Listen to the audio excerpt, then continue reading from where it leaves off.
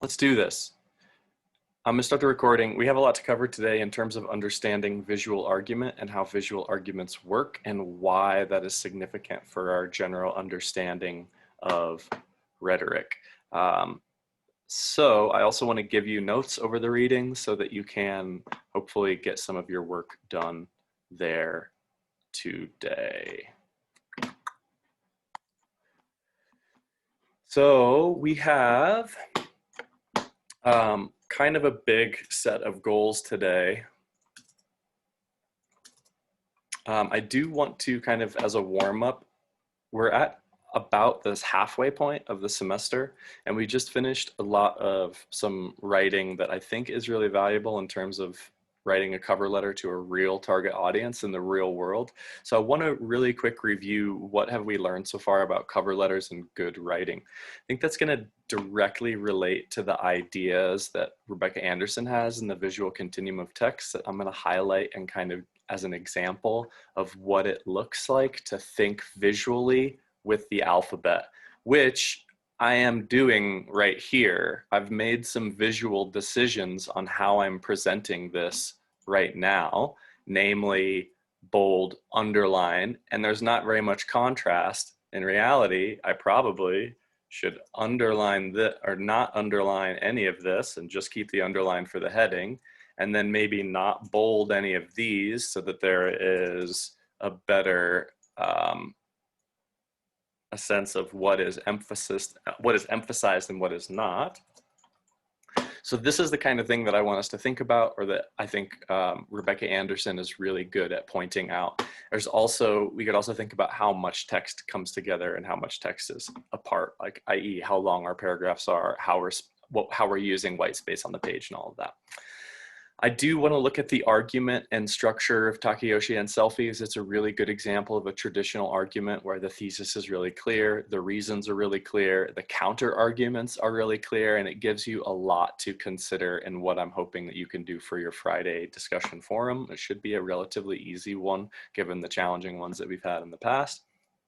And then I do want to look at the possibility and actuality of visual argument and the idea behind whether or not visuals can make an argument, or if it's more on the level of reprogramming where we just have a reaction to something rather than thinking it through and analyzing whether the reasons offered are actually good ones. So with that being said, what have we learned about writing so far this semester, particularly in professional contexts where it matters to you, or in disciplinary contexts where it matters to you? Right? Because writing well in the poetry department might not look like writing well in the biochemical science department or the construction management world. So what have we learned about writing so far? Well, I guess be specific and be concise. Yeah.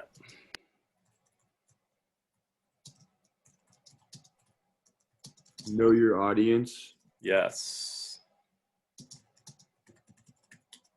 I was going to ask, why should you be specific and concise? Because your audience's time is more valuable than your own. And Connor, why should you know your audience? In order to, I guess, get your point across to the right person. Good. I'm going to say in order to be convincing. There's another way you could, I like that as well, to the right person. And then maybe persons. Good. What else have we learned about writing?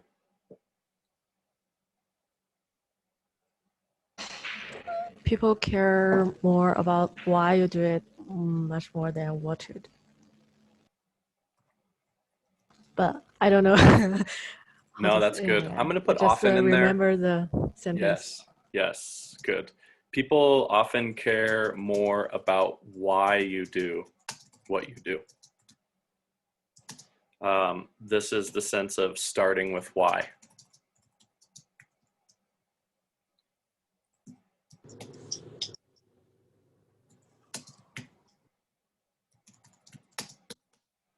Good. Other ones? We need to understand the rhetorical situation. Yes.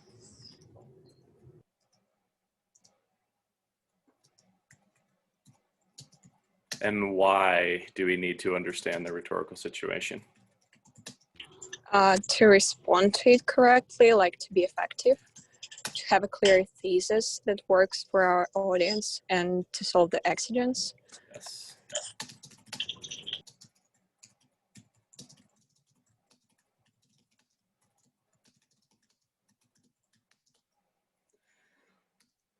I added the word read in there, so we need to understand the rhetorical situation, and on the way to understanding the situation is thinking and reading the rhetorical situation. So it's kind of a non-textual reading. Very good, very, very good. Other ones? You should edit your work. Yep.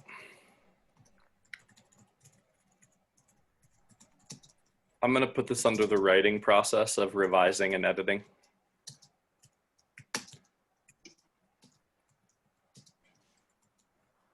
Oh, like when you're peer reviewing, you're looking at big picture idea. Yep, good.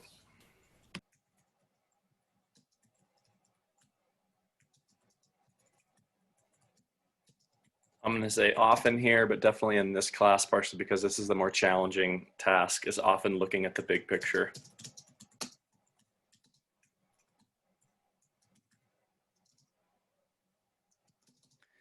You can, in the real world, hire an editor.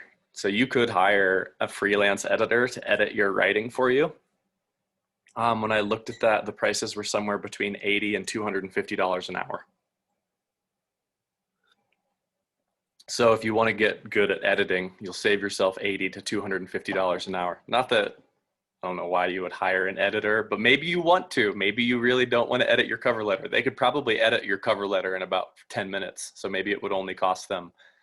Anyway, I digress. I should also say, and I should have, there is a writing center on campus. It's in the syllabus, but I didn't say that. You can make online appointments with the writing center. And it made me think of it because they are not a proofreading service. They hate it when they get papers with students that say, can you help me proofread this? It's like, no, you proofread your own work. We're here to help you make sure that you're looking at the big picture well, that you're responding to the prompt well, that your ideas are organized in an effective manner. And hopefully today we can think about that it's visually appealing and easy for your audience to get. Good, other ones. This is a great list. This class is fantastic.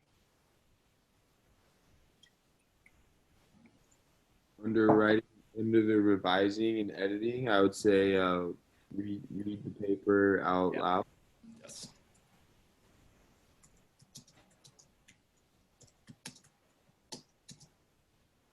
There's other tricks there. Some people actually recommend reading it reverse order, but by sentences. So you read the last sentence and then you read the sentence before that and you read the sentence before that, because it takes your brain out of just thinking that everything's okay. So you might try that too if you're trying to get better at editing. There's one other one that I'm hoping that we remember and then we can move on. But if there's more, honestly, this is such a good list. And if you've learned this already and you're able to practice this, I think it'll serve you really well in your real world communications. The one I'm remembering is the sense of ethos or trustworthiness is about goodwill, like wanting what's best for your audience.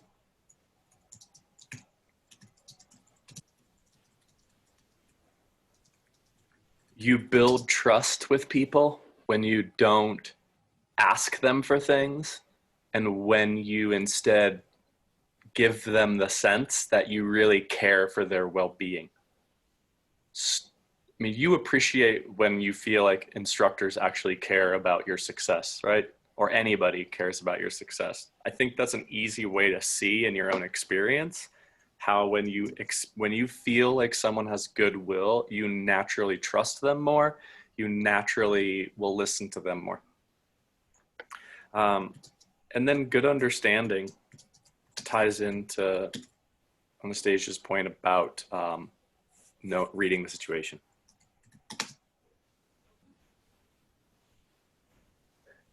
Okay, other ones.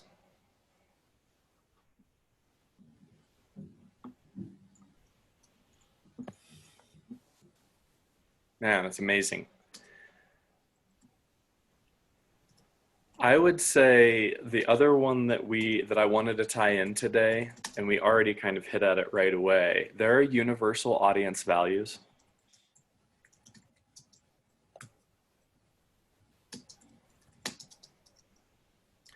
I would put, actually, crap, maybe I don't want to put that. Yeah, maybe that's a good question. Do you think everybody values their time?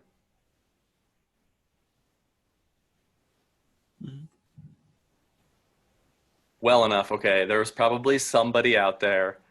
I don't know if anybody's read Tom Robbins and Jitterbug Perfume. Has anybody read Tom Robbins? No, but I bought my buddy with the Woodpecker novel for his birthday. Still Life with Woodpecker? That's right, yeah. Yeah, I got to put this in the chat just in case. Tom Robbins was what got me into reading in high school, mainly because of how he wrote about sex. It was like very engaging to me, his characters and how he wrote about sex. So if that might be a selling point, I don't know. I think he is one of the funniest. No, wait, it wasn't Jitterbug Perfume. It's Even Cowgirls Get the Blues. He's hilarious and amazing. Anyway, there's a character in Even Cowgirls Get the Blues that doesn't care about time or has, anyway, I'm not going to be able to make the point. We can say universal audiences care about time. What else can we say universal audiences care about? There's two other ones that I'm hoping that we get.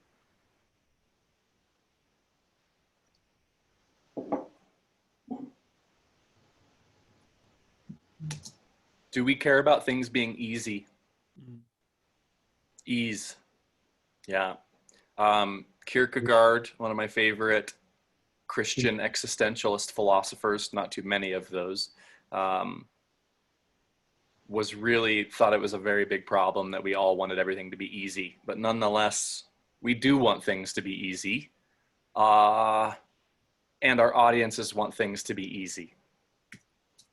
You could also think about identity and purpose, whatever that is, that's going to be different. And I'm going to put these, honestly, let's just make this really simple. Because where we're going today, I want us, there's a whole lot of other things after this: money, identity, respect, understanding. Those kinds of things end up being important. But I really want to look at the universal values of time and ease. And then the question or the idea is that good writers save their audience's time.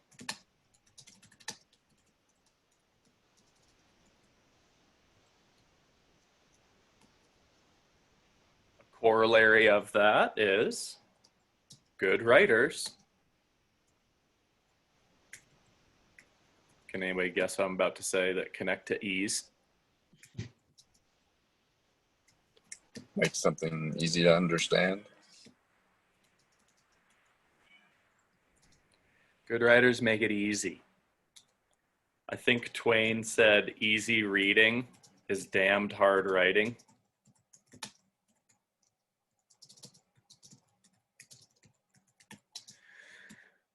Point being that, you know what, I'm gonna unchange that and then put this in italics to set it off even more, so I can continue making my point that when you're writing, you're not just writing with words, you're writing with a visual appearance.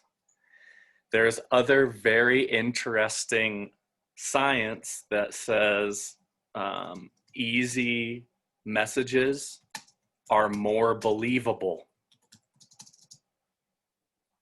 This to me is very concerning for the state of news media in America, for example.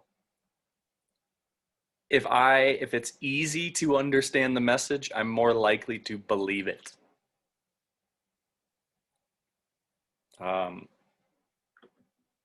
That reminds me of one of the memes that I was wanting to show you.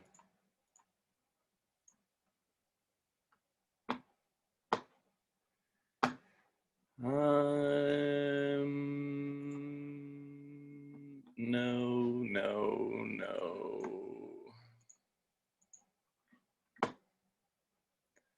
This one's funny though. I don't know that if we get it. Bill Gates says, let's make more vaccines. No, you'll put microchips in our bodies and track us. Elon Musk says, I will literally put a microchip in your brain. Laughing my ass off, nice. Simple answers that are false, most people. Complicated answers that are true.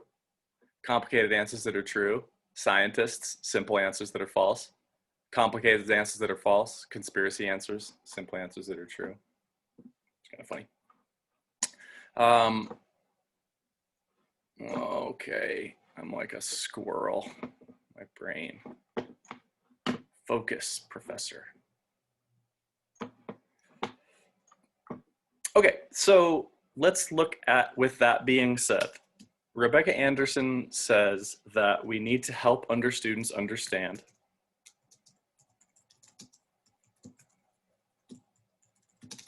that alphabetic texts fall on a visual continuum.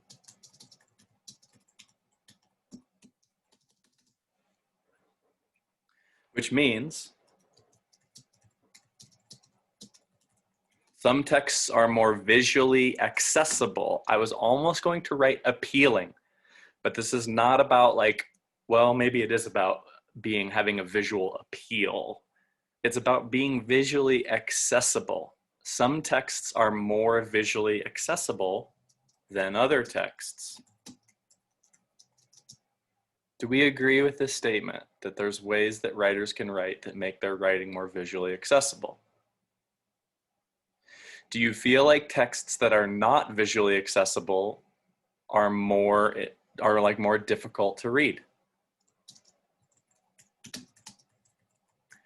One of the interesting arguments she makes is that teachers write prompts in a way that are not visually accessible, make it harder for the students that most need help to actually understand what's going on. Right? So the question here is, from a practical consideration, you're going to say as a reader, I'm not going to be an English teacher. I don't care about writing assignment prompts to make them more visually appealing, but I do care about being persuasive in my discipline. What can I take away from this text?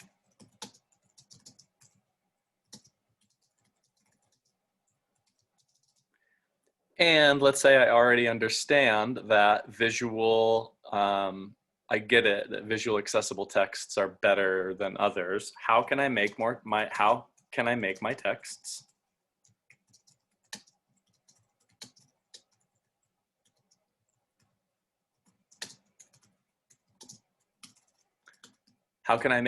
more visually accessible? Did anybody get this or any other points from Rebecca Anderson on this? Let's see what page is this on.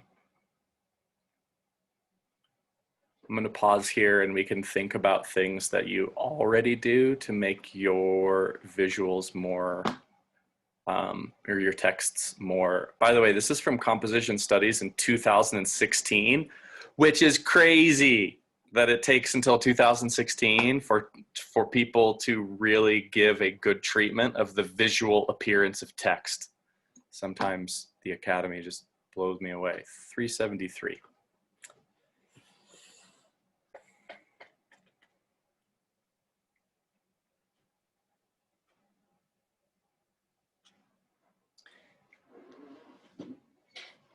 And if you have your text, you might want to look at page 387, 388, and 389.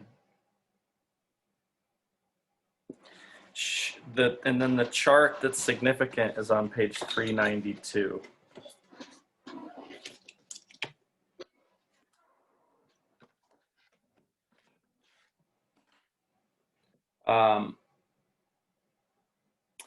She says, so it's visually accessible and visually informative.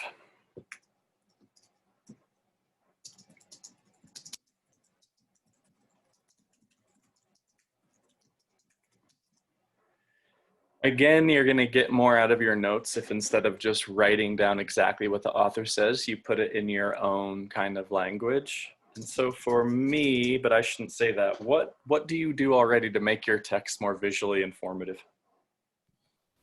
I double space. Sweet. Let's keep these coming. I think a paragraph break is pretty essential. Thank you. I use like a 12-point font or whatever, like a sort of big one.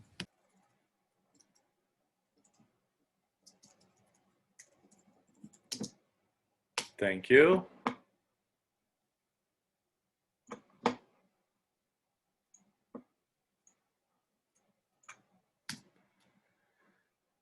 Another one.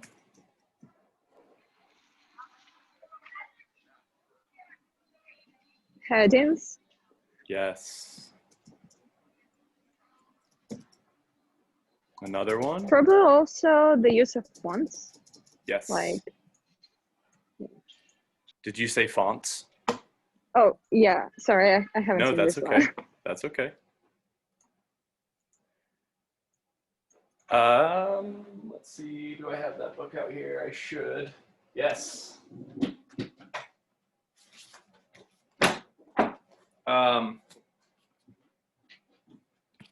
Has anybody heard of this book, Thinking Fast and Slow by Daniel Kahneman? Won the Nobel Prize in Economics. It's a psychology book that won a Nobel Prize in Economics called Rich and Fascinating by Michael Lewis, one of my favorite authors. An astonishingly rich book. It is thick. I only am like 100 pages into it, and it's taken me a long time to go into it. If you are into psychology, I would highly recommend, side note, Thinking Fast and Slow.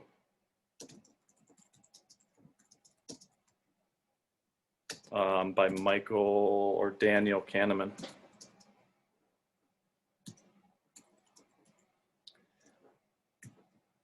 He argues, and he shows how we have two cognitive processing motors in our brain: fast thinking and slow thinking.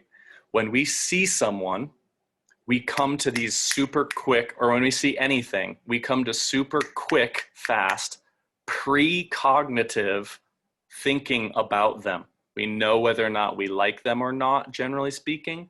And then slowly we begin to think about, like, we begin to make sense of it. So a lot of this is happening at the fast level before we can think, but this is a really, really good, if you want a free course in really cool psychology, that's a really, really good one. Apparently, there's a simplified version of that book, and it's like 32 pages.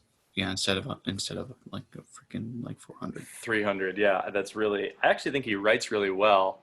It's just, it is a little bit more difficult to read. And there's also great YouTube content on that. All these good books, there's people that have summarized them on YouTube really well.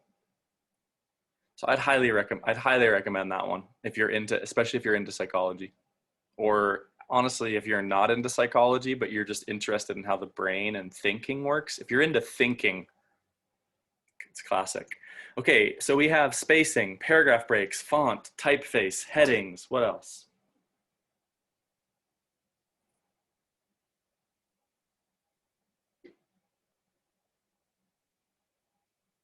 Maybe like pictures or graphs. It could be, and that's gonna be, and I should say, she is only talking about alphabetic texts. So we could have charts. Yeah, or like lists. Lists, bullets, yes.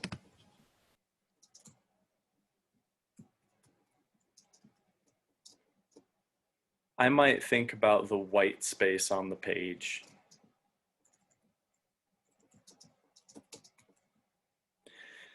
So what, and then the other one that we don't have, and then we can move on, is, I think this technically might fall under typeface, so maybe I'll put it up here. Bold, right, it would be bold, italics, underline, all caps, maybe even strike through if you were getting really creative. Right. Control B, Control I, Control U.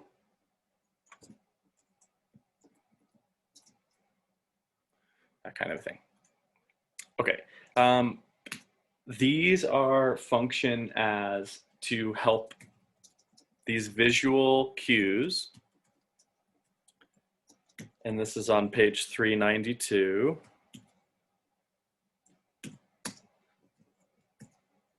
Can help a writer develop, partition, so separate things, emphasize, and create relations between ideas.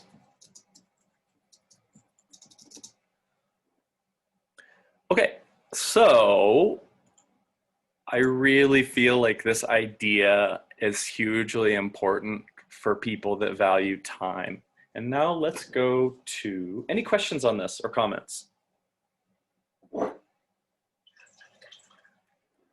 Has anybody gotten formal instruction on how to write in a more visually appealing way? Do you think it's important?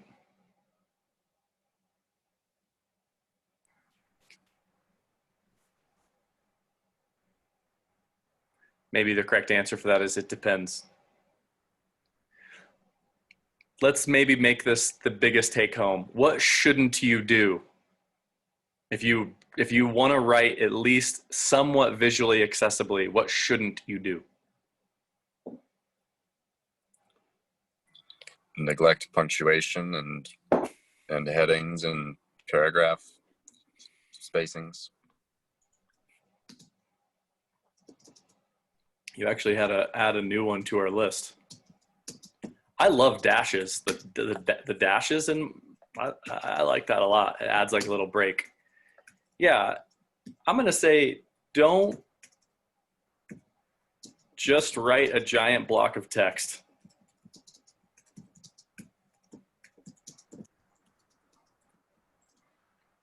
Because it is difficult to figure out which ideas are important, how those ideas are related, and it's harder to read. Honestly, a lot of school work, especially in lower division work, or even in entry-level positions, is on your ability to follow the directions, right? To identify what's important and what's not. So, yeah, very good. Okay, let's look at, to shift to number 3. I'm kind of liking this font. It makes me feel a little bit more, it's like a little more laid back. Takayoshi and Selfie.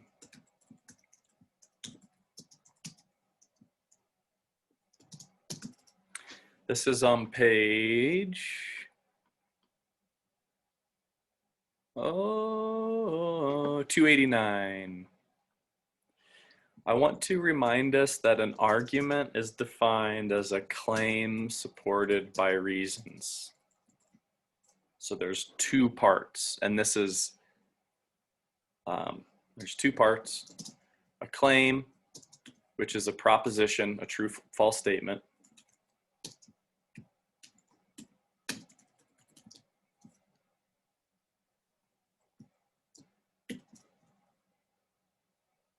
And after all of that about visual intelligence, I write this horribly visually inaccessible statement. An argument has 2 parts. Those two parts are claim, which is a proposition two, number one, a claim, proposition two-part statement, two, supported by reasons.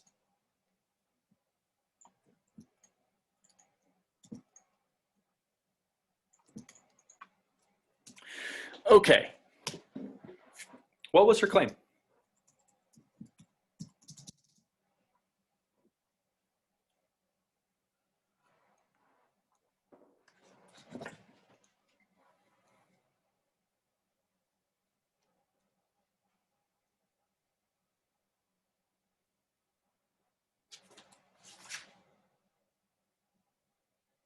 That there's a lack of multimodal assignments. Yeah, so that's the exigence. What's the response to that exigence? Oh, That's good. That's exactly right.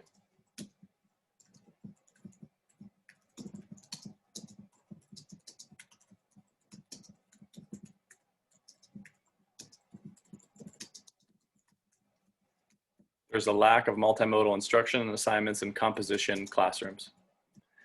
You're right that that is a claim, and she does kind of establish that as the problem. And then she says something beyond that, though, I think. So this is like the so what. So if there is a lack of multimodal instructions, assignment, and composition classrooms, who is in the position, to do something about it?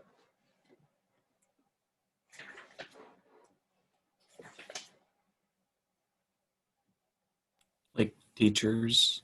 Yes. So I'm going to say that composition instructors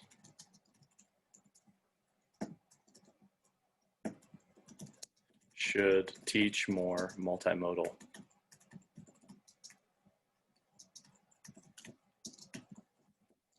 Where modes include visual, audio, etc. We could say kinesthetic.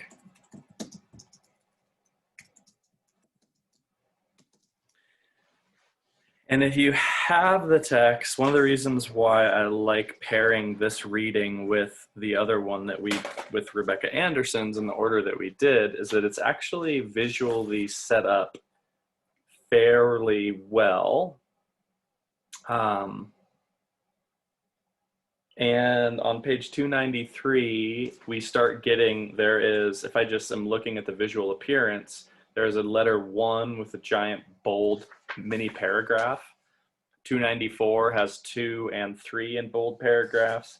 There's these little text boxes, quote boxes. They're popular in textbooks. 4, 5, and then on 298, 5 key questions in a big heading. And then under that, a check mark, a text box, another check mark on 301.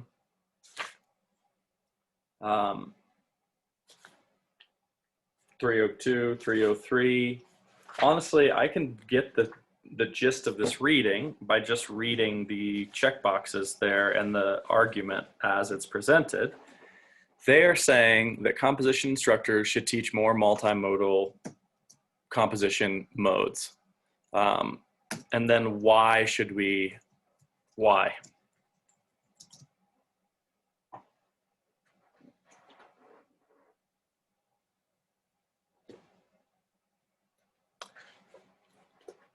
Says, in an increasingly technological, number 1, in an increasingly technological world, students need to be experienced in skills not only in reading, consuming text, employing multiple modalities, but also in composing in multiple modalities. If they hope to communicate successfully within the digital communication networks that characterize workplaces, schools, civic life, and span traditional, cultural, national, and geopolitical borders. And then it says whatever professions students hope to enter in the 21st century, game design, archaeology, science and engineering, the military, the entertainment industry, medicine, they can expect to read and be asked to help compose multimodal texts of various kinds. Texts designed to communicate on multiple semiotic, means sign. Semiotics is a theory of sign. Multiple semiotic channels using all available means of creating and conveying meaning. Instructors in composition need to be, so I want to boil this all down into like 3 words for my notes. Did anybody do that?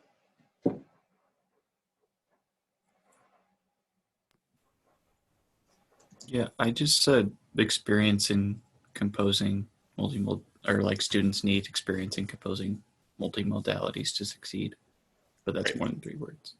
That's fine. Need experience composing multimodally. I added, my think was digital communication networks that we're in. I like that you put to succeed, because that is basically, yeah.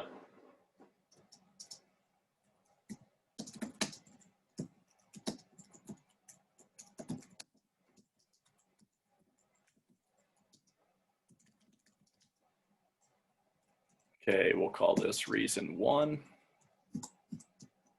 Unbold. All caps, reason 2. Unbold.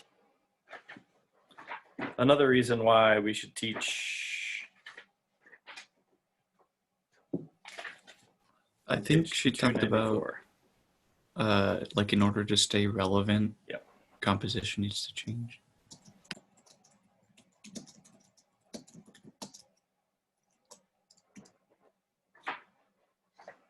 Good. I wonder when this was written.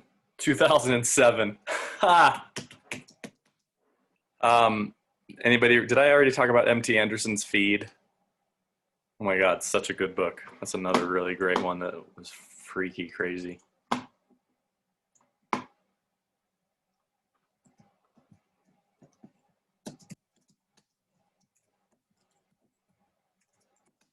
One of my favorites. I wrote my master's project in English education on that book. I think that was 2002, well before the Facebook feed premiered. Another reason.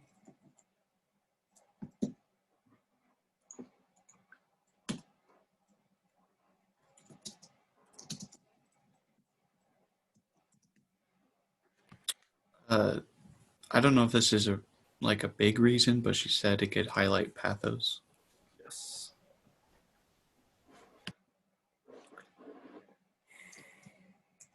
In order, she does say that multimodal compositions are more engaging.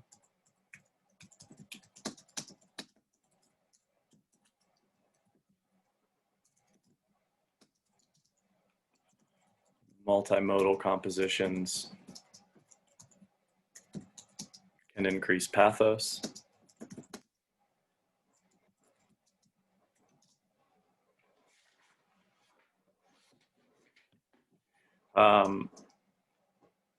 Multimodal compositions require attention to the rhetorical situation. So it's not like when you're writing multimodally, everything that we've already learned still applies. It's about your audience. It's about being specific and concise,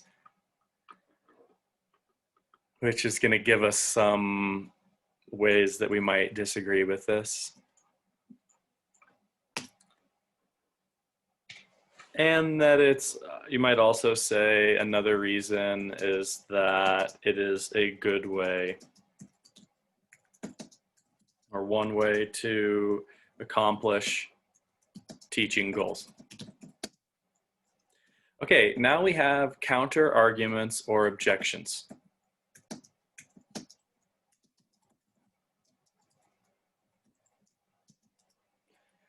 This is the sense, what's happening here is that a lot of good arguers use a dialectic where you put out a thesis and you establish your thesis, another word for claim. And then you look at the counter argument or objections, which is the antithesis, otherwise known as the antithesis. And then you respond to those. Hegel thought that this is how all history works. in his famous historical dialectic. Side note, fascinating idea in the history of ideas. Did we get some objections to this? I want to do the one that William said last time. Is this superficial?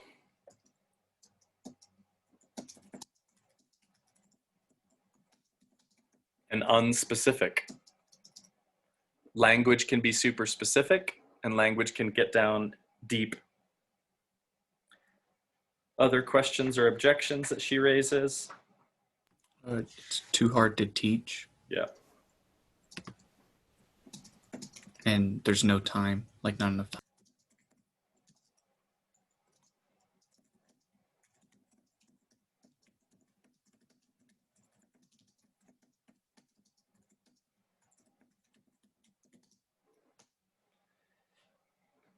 Is there any other ones?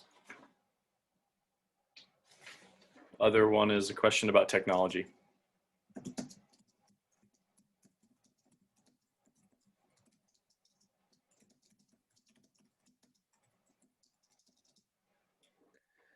Okay, I realize now, given the time, that we already have a super ambitious and had a super ambitious goal for the class. I am gonna wait and we're gonna look at visual rhetoric more when there'll be other opportunities to do that. So we're gonna look at how visual rhetoric works. I did get a lot of not just memes, and I have some memes in here that we can look at. There's a lot of ways we could look at, this is a cover of the New York Times Magazine for random, this is just random visual images that they used that I thought were compelling. So I do want to look at this to kind of begin thinking about how significant and important visual rhetoric is and how visual rhetoric is working to make a point or to pose a question or to be rhetorically engaging. I do think your ability to think in these visual kinds of terms, or think about how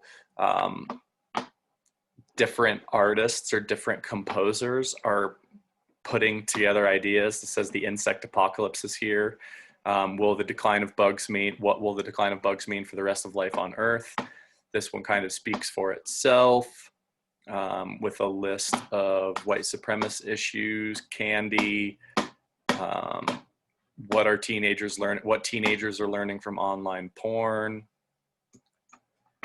the fight for gender equality and one of the most dangerous, rapturous sports on earth, that kind of a thing. So,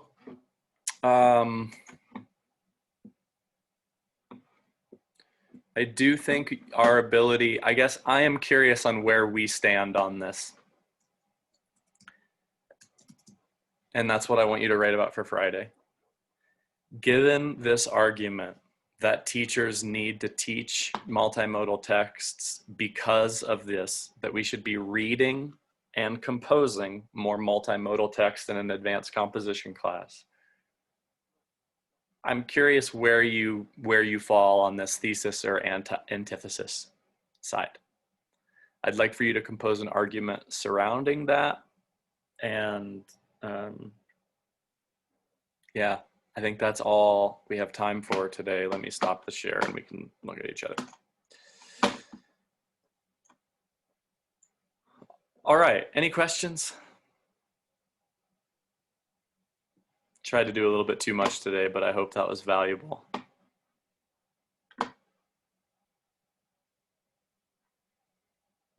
Does anybody feel like you really want feedback on your cover letter today? Would you please email me or let me know and I will get to it.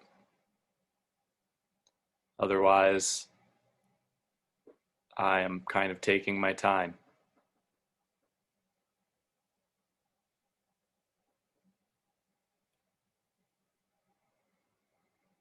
Okay, sorry we didn't get to look at your memes that you sent me. That was a planning error. And I hope you have a wonderful, wonderful weekend. And good luck reading and writing your world. You like that? You like that, William? You like the little bid to existentialism right there? You got me, yeah. Kierkegaard lives. Take the leap of faith, whatever that means to you. Oh boy. All right, well, I managed to get Kierkegaard and Hegel into the same lecture without really explaining either of them, so I'm proud of myself. And I would look forward to talking with you. You can sign up for a meeting. There's still space today and Friday, so I will be around on Friday if you want to discuss any writing of any kind at any time. Just let me know. Thank you. Thank you. I love this class. You guys are great. Appreciate it.